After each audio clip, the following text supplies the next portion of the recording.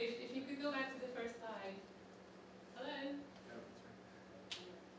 Yeah, so just we've started tracking for the whole of the UK projects in terms of design and actual, and you'll see that the website shows a really big discrepancy between expectations and reality.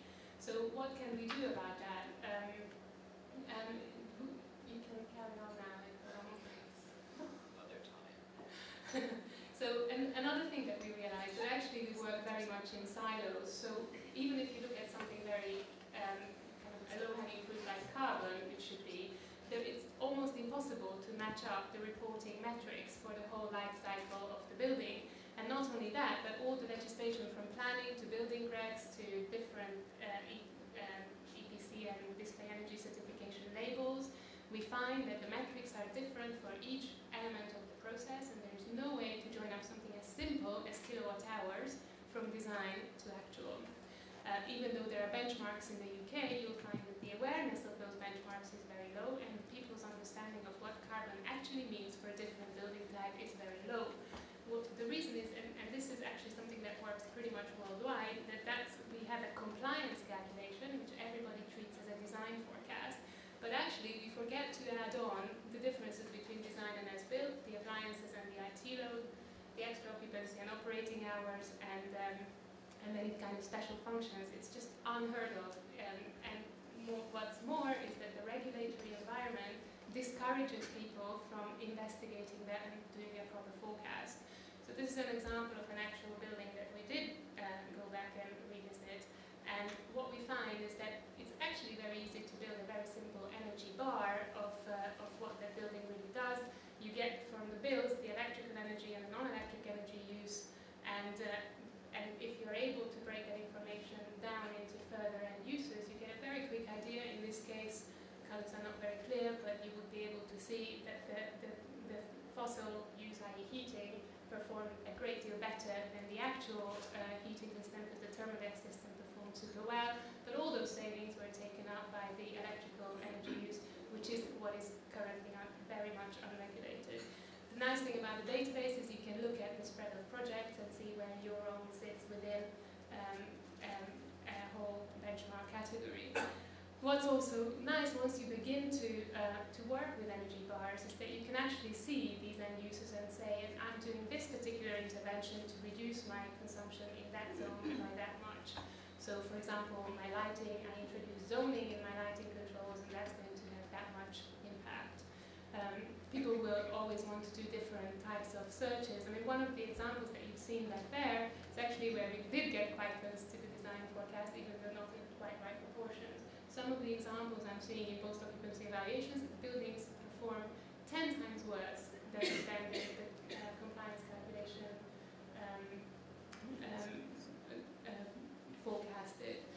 So what we're doing with Carbon Buzz now that we've got a very broad user group, over 220 users and 160 odd projects in the database, and we got government funding to expand the use of the platform to reach other members of the industry to try and close this circle of reporting.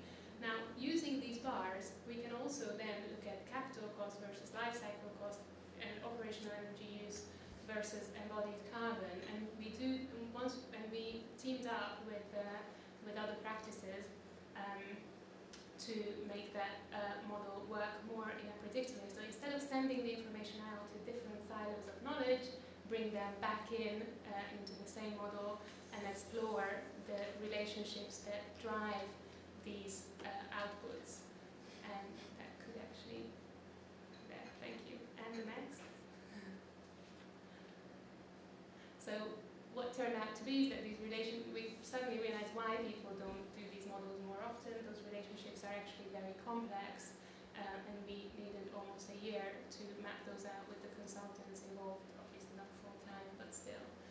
But the result was that in using computational techniques, we had, and the fantastic input of this multidisciplinary group, we have been able to construct a model which can forecast within certain variables and being aware of certain assumptions behind the model, the capital cost, life cycle, or life cost, operational carbon and embodied carbon. and that was the MEP engineer's map of his dependencies only.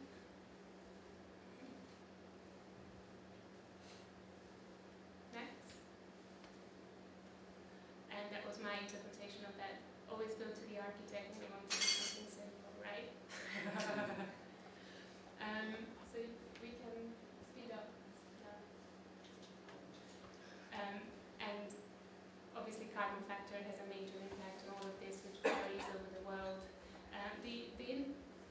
What I think we acquired through a big interest in computational design and the interest in sustainability is that value or data suddenly acquired a certain value which it never had before, and that data should be mapped over the whole life of the building. Otherwise, we simply haven't got the evidence at the date and time when we need it to verify the solutions that we want to implement to make the building not just beautiful, but to make it actually work. So that's the reason behind models like this. Here we can match the footprint of the tower shape and having a target net area. Did you copy the animations? Never mind, next. We can generate a tall building model and then compare different solutions, width, wide versus slender, or look at different heights, look at different building shapes, and get a really good idea about how these different parameters impact on these key drivers like the efficiency and cost and whole life cost and carbon footprint of the whole building. And I think I'm finished.